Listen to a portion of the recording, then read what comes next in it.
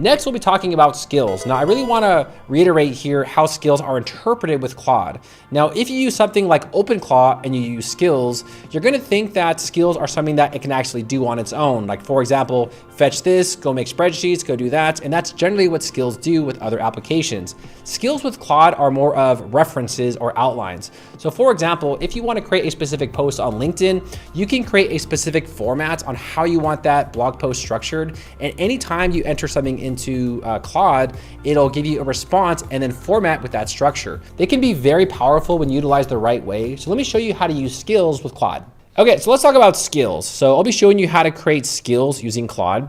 Now, I do recommend to use the desktop app because it saves easier in your library. Now over here under customize, I'll click on skills. And here's just some examples of some skills, but here at the top, I'll click on the plus and I'll click on create with Claude.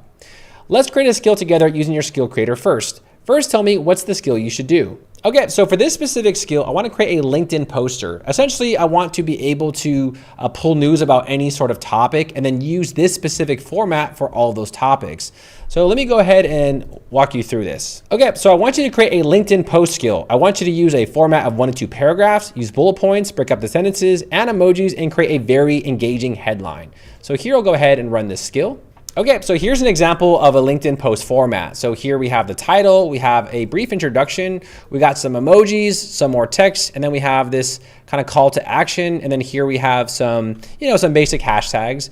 Now it's saying, are you happy with this? I'll put yes, install it. So the skill has been created. Now I'll click on save skill. Okay, so after I ran that skill, I wanted to install it. Now here I'll click on save skill. Now sometimes you may have this problem and you have to teach Claude how to actually create zips and also how to integrate the library. Now, it really depends on how you approach the AI. I have asked it to add it to my library. Sometimes it does it by itself. Other times it doesn't. And unfortunately, that's just the way the AI works. So here's what I wrote.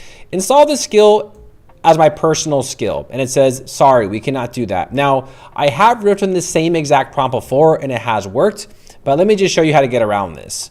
So do research and learn how to add the skill to my library. Found it. Here's how you add the skill. And then after that, they now generated a zip file for me. So if I scroll down, it says, here is your zip file. Go ahead and install it. So all I got to do is click on the download button. Here I will save this. Okay. And then I'll go over here to customize skills. And I want to now upload this skill. So I want to save it for future use. So up here, plus, upload a skill, and I'll select that skill. It has been uploaded and there it is right now. So we can actually, let me go ahead and close that. We can actually turn this on and we can actually turn it off. Now let's test this skill out. So up here, I'll click on the 3 dots and click on try and chat. So what I want to do now is I wanted to research the latest WordPress news and I just wanted to use that same exact format. So I'm going to go ahead and press enter, find the latest WordPress news.